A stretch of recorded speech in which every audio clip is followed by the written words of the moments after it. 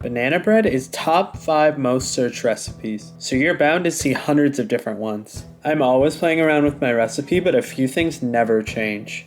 First, I always cream my sugar and butter for at least 5 minutes. It incorporates air, leading to a softer mouthfeel.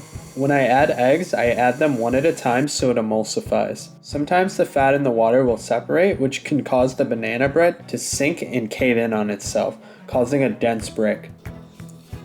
You want your bananas to look like this. You can get them to look like this even better. The first set of bananas is the bare minimum of ripeness you're looking for. They're still firm, so not all the starch is fermented into sugar. If you let it go for another week, it'll feel very mushy, which is the liquid gold you're after. If you don't plan on using them right away, they store perfectly in the freezer, so start building up your banana army. This is the most important tip that I have for you.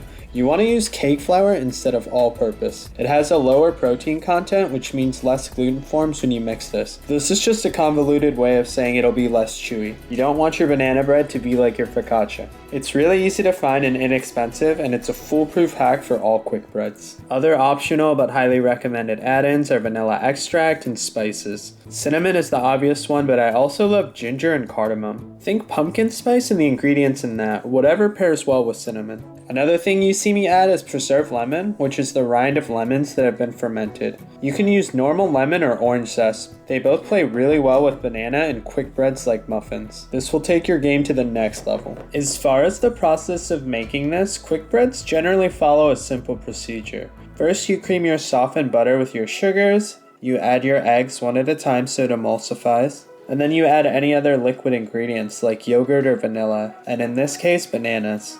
Once that's been mixed through and homogeneous, add your flour a quarter to a third at a time. You mix that just until the flour is incorporated, and then you repeat with the rest of it. Make sure to use a rubber spatula to scrape the sides and the bottom because sometimes things get stuck there. And always grease your baking dish. I use pan spray because it's super simple. Some people like softened butter and some people use oil. It's all up to you. And I bake this for 350 at 1 hour. Easiest way to tell if it's done is to stick a toothpick in the center, and it should come out mostly clean. If there's a tiny bit of batter on it, that's okay, because the carryover cooking from when you rest it on the rack will finish cooking it. And you have to resist the urge to slice into it right away. You want to cool it almost all the way before you slice into it. Nuts are optional, but I think the crunchy contrast also lets the soft crumbs shine through. As you can tell, I load it on until I can't fit any more on board. And then I sprinkle it with vanilla sugar, so as it caramelizes in the oven, it makes candied walnuts. Let me know in the comments what your hacks are, and I hope this video helped you out as well.